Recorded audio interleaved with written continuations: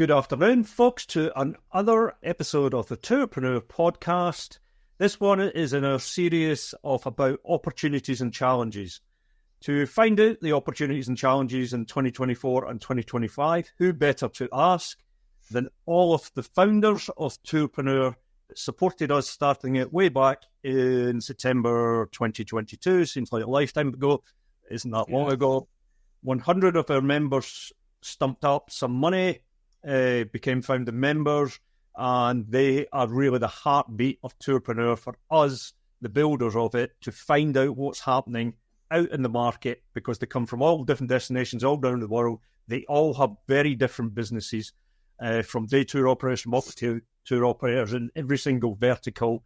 It represents something like 55 different countries. So by getting this feedback over this year, which I'll get podcasts with with all 100 founders, we're going to have a fair idea where the industry is at the moment. And I think 2024 is going to be the first normalish year, what is, over the last few years coming out of COVID. So I want to welcome Ambrose Bittner to the podcast today. Now, Ambrose runs a company called redlanternjourneys.com. He's an outbound multi-day bespoke operator to Asia, one of my most favourite destinations in the world, and one that I have not been to anywhere near as much since the COVID chaos, and I want to get back. So welcome, Ambrose. Thank you very much. So let's get straight into it. Challenges. We always want to start with the challenges, and we'll have a discussion about your challenges. We'll finish off with the opportunities to finish on a high life. But let's go through some of your challenges and see if we can have a discussion on your challenges. Yeah, sure. Let me look at what I just sent you. So just before the meeting, you asked me to email me the 3 challenges and 3 opportunities for my company, and so right off the bat, I'm trying to staff up since after COVID. I didn't have kind of a normal year until the second half of last year, and so second half of last year, I kind of got to pre-COVID levels of business, but it was not until then. Most of my Asia destinations opened up later than the rest of the world, and as a result, it was a long period of time where I was down, and so fortunately, I got a government-backed loan, COVID kind of loan from Small Business Administration in the U.S., and that gave me kind of the money to be able to hire staff and get back to kind of a normal operating mode. So I've hired 1 staff based in the U.S., 1 staff based in the Philippines, and hope to hire 1 more in the next month or 2. So staffing up is going to be one of my big challenges. But in conjunction with that, it's like maintaining kind of the sales pipeline and the revenue, as I have to, take my time away to focus on training the new staff and getting them up to speed. So then the next couple of months is going to be kind of a big challenge for me to kind of maintain the level of sales so that I don't have any big hiccups in my revenue stream 6 months down the road. And then for me, because of this, it's just like trying to maintain my work-life balance, and, through this whole process. And it's tough because I really do, and right now I'm a solo person until I hire these people. And so I'm doing everything except the accounting work. And but everything else has been on me. And so, kind of, getting the new staff up to speed and so that I can take some of the load off of me. That's going to be one of my big challenges too in the next several months. Opportunities. Let's stick with your challenges. I want to keep up. Okay. Later on, the conversation with them. So staffing. This is an issue that is affecting lots and lots of their community and the tourpreneurs. Everybody's staffed down for obvious reasons. And when you go to get the same staff back, they weren't there because lots of staff disappeared into different industries. And obviously, we're in the travel industry, so we recruit on a global scale. There's plenty of people in the world need a job, but there's lots of destinations that demand for people outstrips the supply of people, particularly in travel at the moment, because a lot of talent decided not to come back into the travel industry. Yeah, I was thinking about this the other day when we were having a similar conversation on a podcast about the issues of staff, and I think the big learning lessons for all of us on this is the level of training resource and level of training professionalism that we all need to have in our businesses is higher than what we did have pre-COVID. Because in pre-COVID, we were in a world where, yes, we were training staff, yes, we were investing in staff, but we didn't really plan for staff disappearing and not coming back and then having to train lots of new ones and having the systems and the resources to do that. So, and I know this is painful, from experience working with the community and working with the operators, we don't invest enough time training staff. That's just the reality of it. And small businesses will be 1, 2, 3, 4, 5 employees. It's hard to do it, and I understand that, but we are not investing enough time training staff. I do see a lot of training going on at the very front end of the business, guide training. There's a lot of training going on that because every operator is aware that's the face of your business, that's what's going to get you reviews.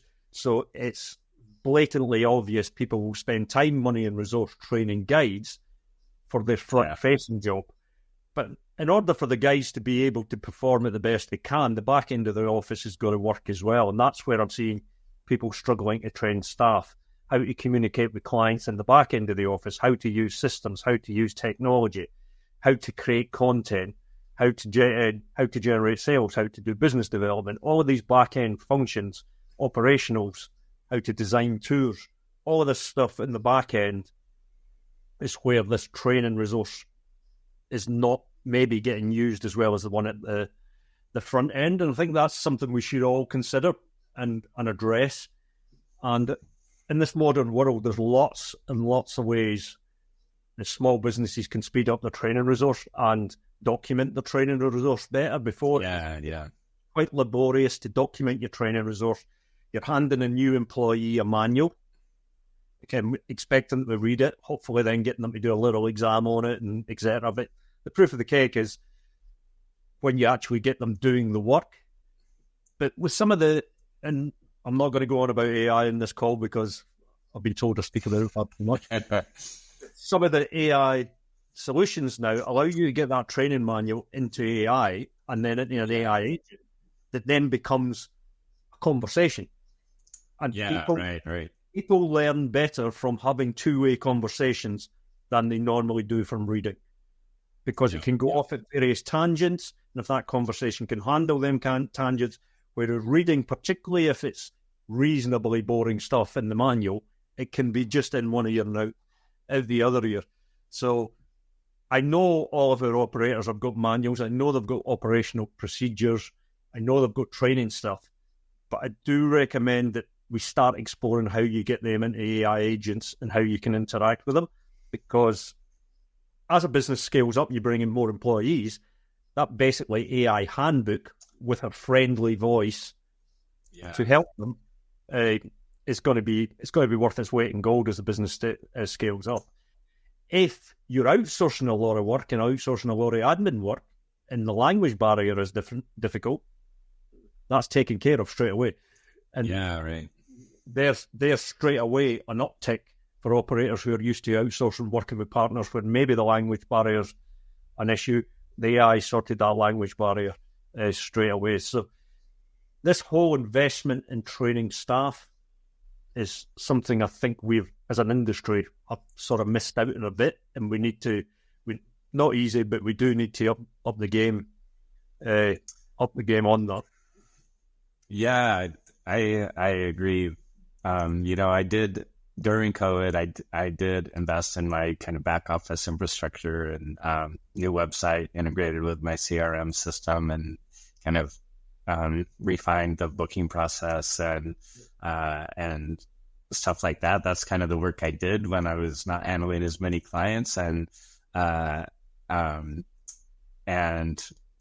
documenting the processes as well. At least kind of the two main ones I have with working with my software, but now, I do see those AI tools coming out that help you document processes and convert them to documents and that kind of stuff. And so I'm going to look into more of that, because I think one thing I do know is that in the travel industry, turnover is a pretty big thing. And if you keep an employee for 2 years, it's that's going to become a long-term valuable employee, and you want to be able to keep them that way. And so you have to prepare for turnover for sure. One of the other challenges you mentioned was maintaining revenue growth when you bring employees on. Again, we discussed this with another podcast recently. This is different for big business and small business. Some of their operators are quite big. They have decent cash reserves. Therefore, an employee comes in, it doesn't necessarily impact the take-home salary of the CEO or the managing director or the owner. Yeah, right. Has cash reserves that the employee will be paid, and until the employee is generating more value for the money, for the business, and then the pool gets bigger. It's a very different life in a small business when there's only 1, 2, 3 of you. If someone comes in, obviously the money that is generated is reducing often, in many cases, the take-home pay of the owner or the person who's running the business. That's exactly the situation I'm in. I have to reduce the number of leads that I'm accepting. I have to, I'm just not going to bring in the revenue that I really need. It impacts my take-home salary for sure. And that reason is probably one of the main reasons so many small operators don't scale up. Yeah. Don't build up, because every time they bring staff in, they see it as a cost, not as an investment, and it is a cost because it's reducing your take home.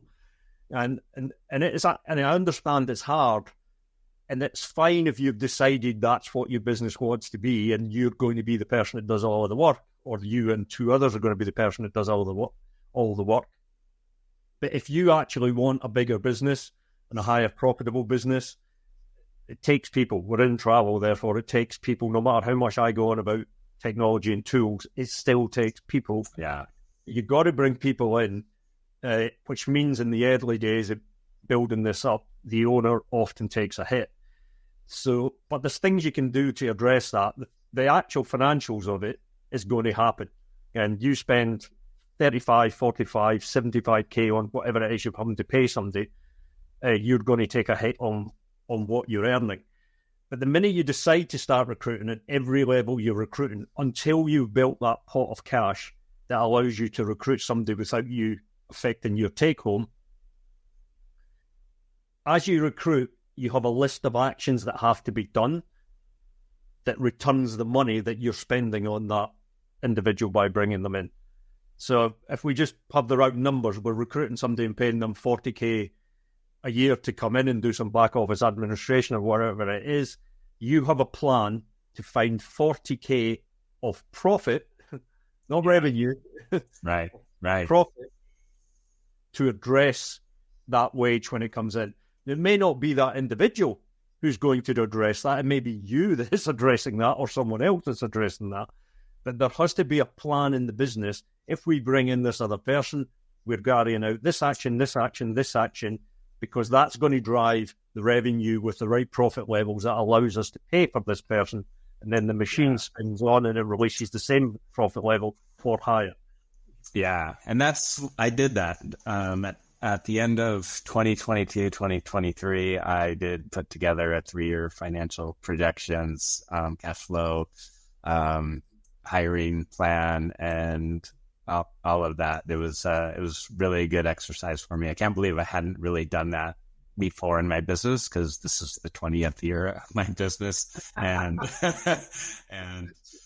So you're not just starting there when you've been going 20 years and you're doing it. Yeah. I thought you 20 years to do your first cash flow, but you. Yeah. Yeah. And, you know, the first year I ran into hiccups. I hired a couple of people that didn't work out, and I've had to like rehire in the past few months, but I've still been able to follow that and keep that cash flow projections current. And so I feel much better about the tracking that I've done in that sense, and feel that I really have a true plan. And if it, but has to succeed for me to be successful, because I am using debt to make this plan happen. But at least I have plans. So your kind of last challenge, and I'm the worst person in the world to talk to you about this. your work-life balance. Yeah. I don't know if I've ever had a work-life balance ever in my life. So yeah, I'm not a good person to speak to about that. I have heard this come up time and time again from the community. Again, particularly as we came out of COVID, when people didn't have staff and they were ending up doing everything themselves again. Could you just expand a bit more on that? And not just a challenge, because I think we can get what the challenge is. But what are you looking to do about it? What you're trying to achieve here? Yeah. So, what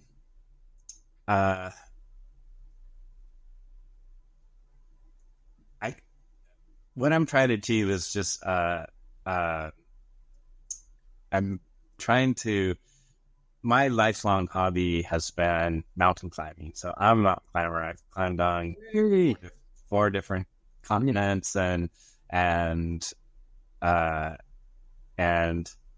it's been tough, like keeping that up as much as I used to before I started this business. But I still do. And I volunteer teaching at local clubs. I also, so I just want to be able to keep doing that more. And like the past year since COVID started, getting over with, I felt the need to, focus more on my business to take care of these opportunities that I have with the business.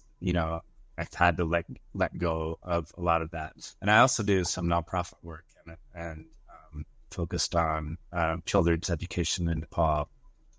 So it's part of a US-based NGO that is the kind of the fundraising arm of this program in Nepal. And so I'm heavily involved with that and stuff. And so just having the time to focus on those kinds of other aspects of my professional and personal life is important to me. And so, being able to delegate, the responsibilities in my business, being able to feel like I can, take a weekend off or a week off or something like that to focus on other things.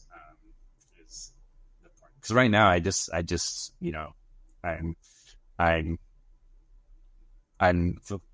24 hours, all my waking hours, I'm thinking of doing something for my business. And, so getting back to a little more balance, that's what I mean. So to feed that mountaineering climbing itch, have you ever thought about the blatantly obvious? Sell some mountaineering trips? Yes, I actually have done that. a little bit. Trekking in Nepal, where I went on the trip. I kind of led the trip. Just before, let's see, the fall of 2022, I led a trip to climb Karstens Pyramid in Indonesia, and it was a complete and utter failure because we got there and we're waiting to helicopter into base camp, and the permits never came through, despite being promised for months and stuff. And it's a challenging region in terms of the political instability and stuff. And so this just didn't come through. So didn't even get to on the mountain. I mean, I had a very similar edge. I mean, my adventure journey started in mountaineering, although the companies ended up doing different adventure products. My passion always was mountaineering, and I fed the itch by building mountaineering products and building trekking products and building things that allowed me to disappear and go and do them when the business was still functioning with other people. To be honest, they were happy I was out of the business because I wasn't being annoying there.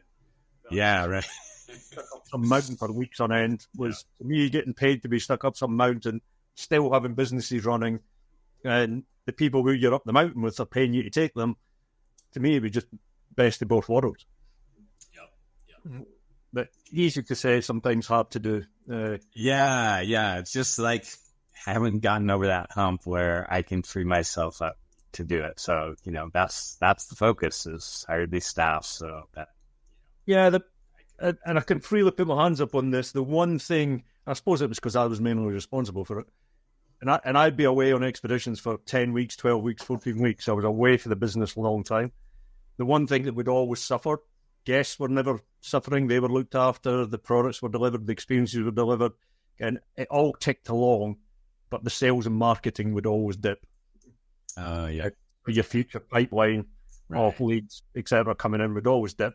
And hands up, that would be my fault because I used to lead on that section of the business.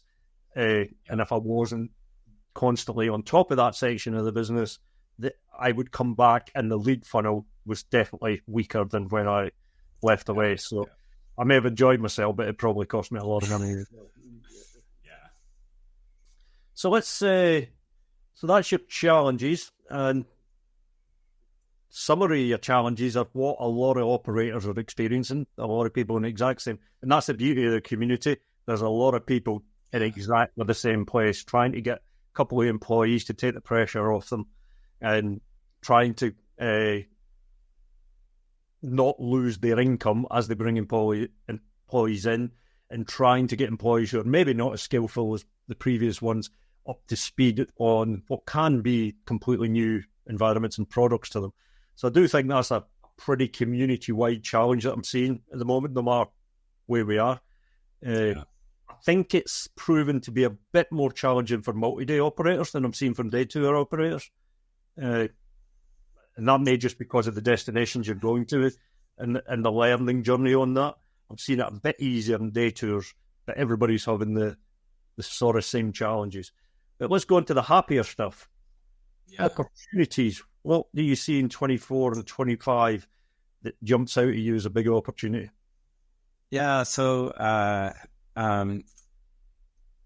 since COVID, I handled about 12 main countries in Asia. So South Asia, Southeast Asia, Northeast Asia. And, China's still dead, more or less, for travel. And India's only just starting to come back. It's just hasn't had the interest that it did before COVID. And Southeast Asia is doing quite well. But it's really like Japan that has just been, it was hot before COVID, and it was one of the last countries to open up after COVID, and it just came roaring back immediately. And it's a big opportunity, but and it was never a big focus of mine. I'd lived in Japan for a couple of years in the 90s, and so but I haven't really traveled there much since I left Japan, and I've always been my company. We really pride on our destination knowledge, and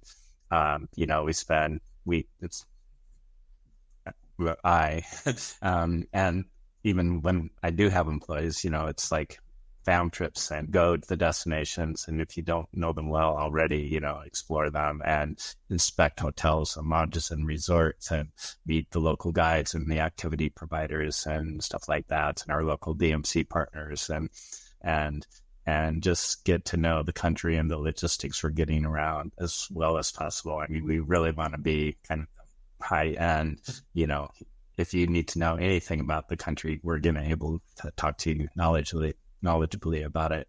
And so that's our key selling point, is we just have that knowledge of the destinations. And Japan, although I lived there, I never kind of lived there when I was doing my company. It was just teaching English. And I think I need to get there. I'm actually leaving this Friday to go to Japan on a fam trip, and my focus is to hire someone with destination knowledge of Japan also. So that's my next hire, and I think just that country. But having said that, it's an opportunity for my country, for my company, but every DMC I talk to is overwhelmed with the business, and there's not enough guides and private cars and drivers and stuff to handle foreign tourists and in the country now, because it's just so overwhelmed, and it's taken time for the companies to get back up to speed with their staffing and stuff like that since COVID. So it's an opportunity, but it's going to be a challenge. And just Japan is just a different animal compared to the rest of Asia in terms of how their tourism industry works. So can I ask a question on Japan? This goes straight to money, profit, margin. Yeah. Are you able to maintain similar margins running tours to Japan as you can maintain in other areas of Southeast Asia?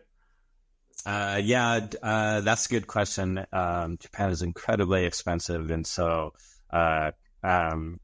it's I've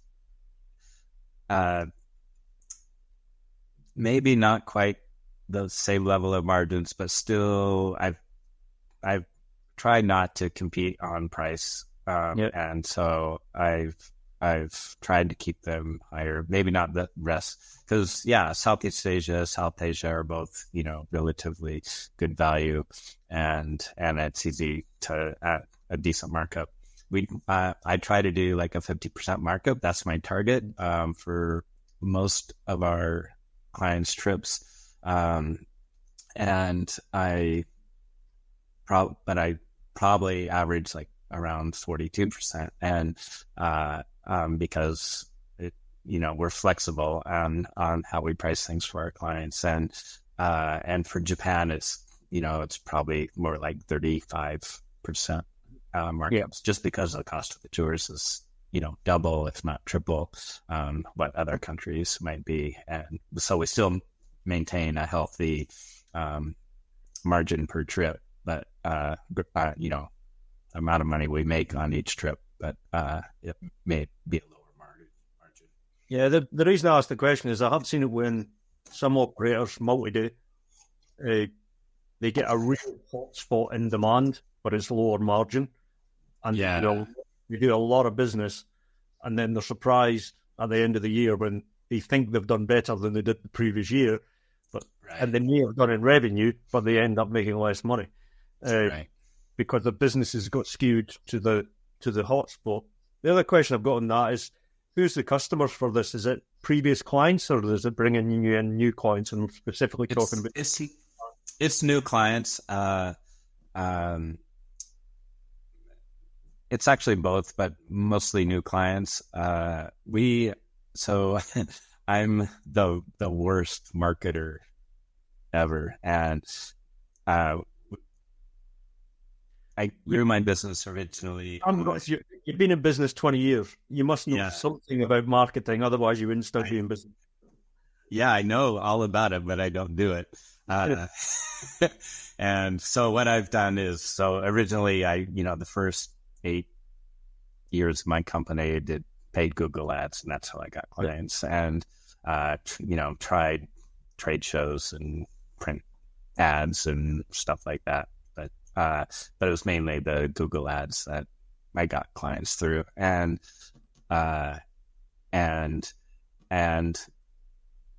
for I was, and I made it through like the Great Recession. I was trying to hire people, and then I didn't get over the hump. I hired people. I had 3 or 4 people working for me, and it was just, I was just not being profitable enough. And so at that time, that was about 2012, I met my wife, who's very experienced in the travel industry. She was from Southeast Asia. And so we let our employees go, and we just were the 2 of us in our company, and we quit advertising, quit the Google ads. We were able to just survive on repeat and referral clients, making more money than I was making with 3 or 4 employees, still not making, I was making enough to live, but, not as much as I want to be able to make in order to be able to retire someday. And then COVID was kind of the big wake up call. We just, my wife, we decided we need to diversify our income sources and not, so she's working for a DMC now, as an account manager in the US here. And I'm trying to hire people again to replace her and grow the company, but get back to my kind of original goals of getting over that hump of having staff to be able to run the company if I'm away from it for a period of time. And so that's where I'm at. So I'd say the question was, are they new or repeat clients for Japan? They're mostly new because we get most of our clients now, except probably 60 to 70% from a lead referral company. And they are great. They qualify the clients really well. And so we get some quite high-end leads from them. And I don't want most of my revenue to come from that source. So I do want to start marketing, and that's the idea with hiring people, free up my time so I can focus more on marketing and direct bookings. The other reason I was interested in whether it's repeat or new is when you've got a hot destination in a hot place that everywhere goes through these bubbles. Somewhere will be really popular for time, then it dips up again. But when it goes through there's obviously you can get more business sending people to it, but people are often not focused on what the real lifetime value is of that. If it's driving lots of new clients, well, then clients are worth more than one booking to a multi-day operator like you, or a lot of them are worth more than one booking. Yeah. So you've got to really double down on a hot spot when it's hot, because that's generating your pipeline number of years forward. It's not just about that trip. And if they're coming in at the top of your funnel from a price point, because Japan will be one of your most expensive destinations. So that's even more valuable knowledge for you, because they're dropping in at your high price point. Therefore, you've got all of these other destinations and experiences that instantly are within their budget and within their time zone. So all of that new interest, to me, sends so many signals that allows me to be planning 24 months ahead, 36 months ahead, and onwards with my funnel on where I'm going to get my clients and where I've got how much of the business is repeat versus how much I'm bringing in on that.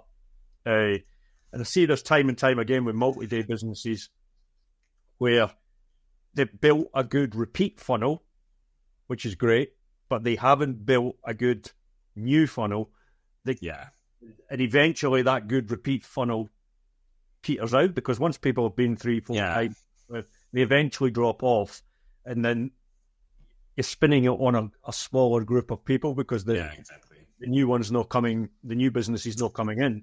But if you get them at the right ratio, and it's a different ratio for every multi-day business, that's where you really get growth going off, where you are getting those repeats, and when you've got that new business coming in at the same time. Yeah.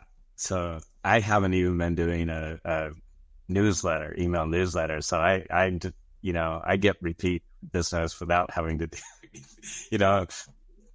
connecting with my clients periodically. It's been right. So we need an email, because we have many listeners who listen to this when it goes out.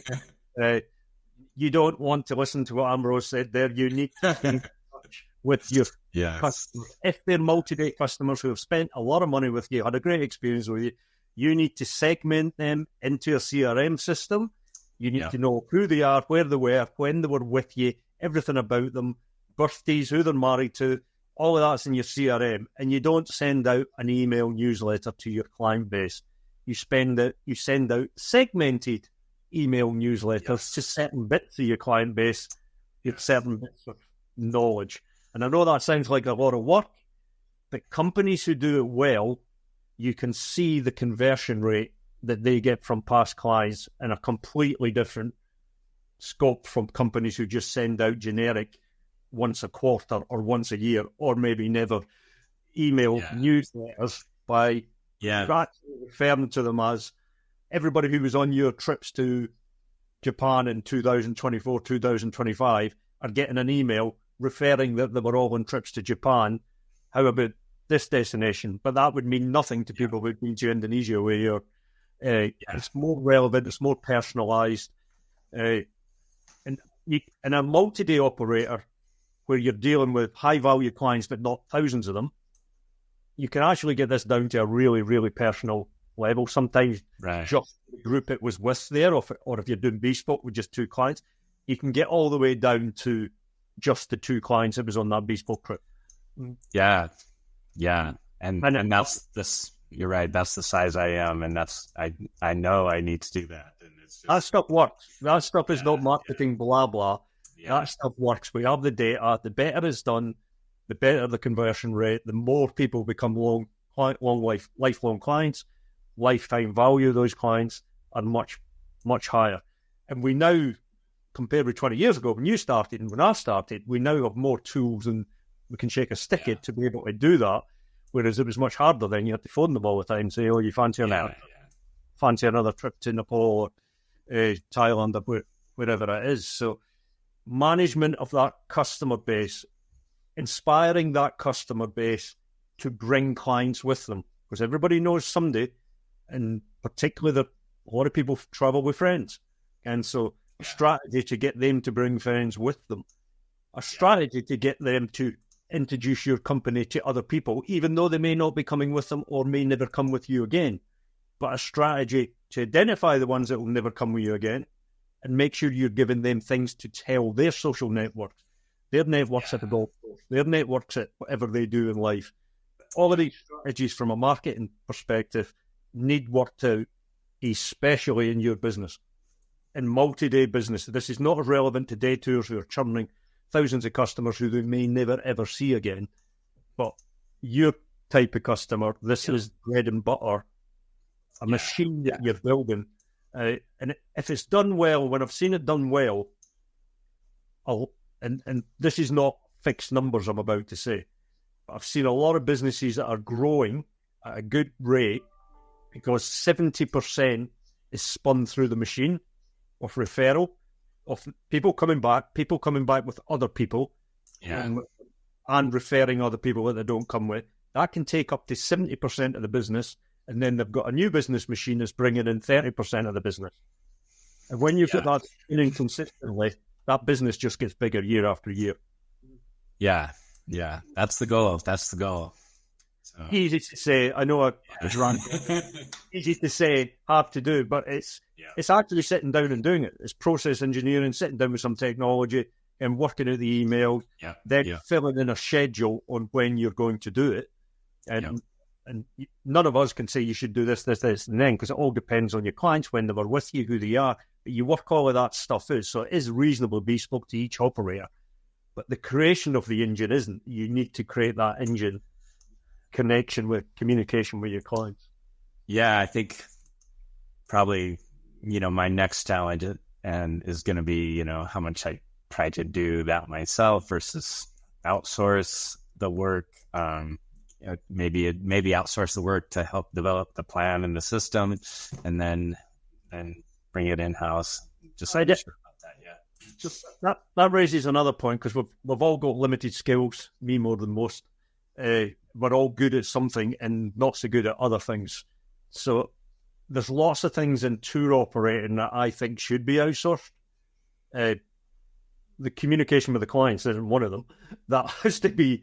But the creation of that engine, creation of that system could easily be outsourced. The working of that system, which a lot of operators don't like working, because I don't like marketing and sales, that's your job. And I'm not a fan of outsourcing working of the system, the creation of the system, but the communication and the skill set of you and your employees. You mentioned it earlier, destination knowledge, again, client knowledge. Really hard to outsource client knowledge. Really hard to outsource destination knowledge. Getting built land. So it's your suggestion of getting it built with a partner and then working it internal. You can take that for a lot of things in tour operating. I'm a big fan of outsourcing to get the thing going and helping, because we all limited resources in the operators. But just outsourcing that sort of stuff to a partner, I think, can be challenging in the extreme, because they haven't got your knowledge and depth of. Yeah, exactly. And you can't expect them. Too many operators expect the partner to have levels of knowledge that the partner hasn't got. Yeah, and that's just the reality of it. Yeah. So, any more opportunities before we wrap up? What's your last opportunity for 2004, 2005, 2002? I forgot a 20 in front of me. 25. Yeah. Yeah. So those, the last opportunity was I see on the horizon having a better work-life balance, because once I address these challenges and stuff, so I think it'll just keep my energy levels up and stuff like that, so I don't get burnt out. Yeah, we go. When we have retreats, as you know, we have things called huddles, which are retreats for 12 operators. 4 days, we go deep in there. And I run through a program that it's the last one of the huddle, which is called Take the Low Road, the High Road, or the Middle Road, Low, Middle, or High Road. And it's about how you build an operation over a period of time, 20 years. Yeah. And whether you're shooting for the stars, whether you're just keeping it tiny, small, and you're going to be the person in it, or whether you're going to take the middle road and try and do a bit of the both of them, because easily 95% plus of our community are not shooting for the stars.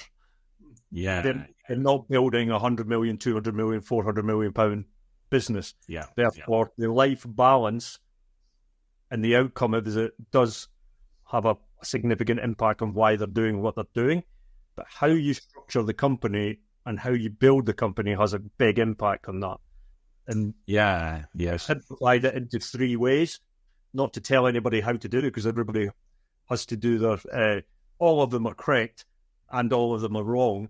It depends who the individual is that takes them. But that's a full session on a retreat. We won't go through that on a podcast. So before we wrap up, Ambrose, if you could just give us for everybody listening, just let everybody know what your business does, where it goes. Just give us your pitch on your business and why people should be interested in speaking to you going to Asia.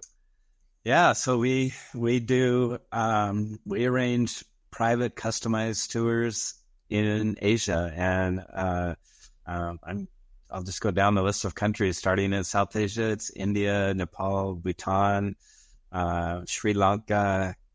Southeast Asia is Thailand, Vietnam, Cambodia, Laos. Not Myanmar lately, for obvious reasons, but Malaysia, Singapore, Indonesia, and then Northeast Asia is Japan, South Korea, Taiwan, and China.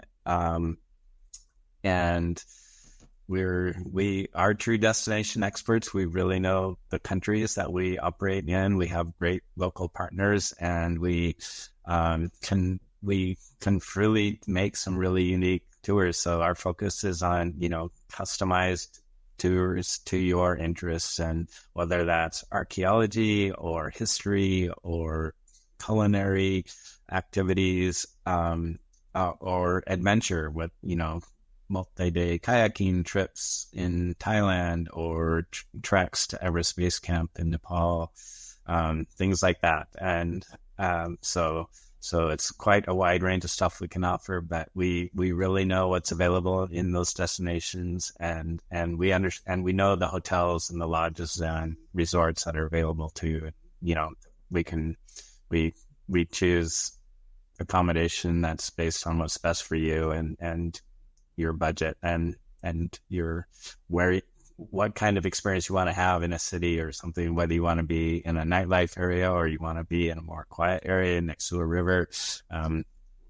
We know all of that kind of stuff. So our clients really do come happy. In 20 years, I've only had like one bad review that went online. We get feedback, things go wrong occasionally, but one bad review in 20 years is pretty good. Yeah. I can't match anywhere near that. I got lots of bad reviews. Mainly when I was guiding, there would be bad reviews. Yeah. So thanks very much, Ambrose. So for everyone listening, that's another episode of the Tourpreneur podcast for our founders, the 100 founders that helped us get Tourpreneur kickstarted and off. And it's all about the opportunities and challenges that they are facing in 2024 and 2025. There's going to be lots of more of these coming, obviously, because we're going to speak to all 100 founders. Thank you very much for listening. Yeah. Thanks.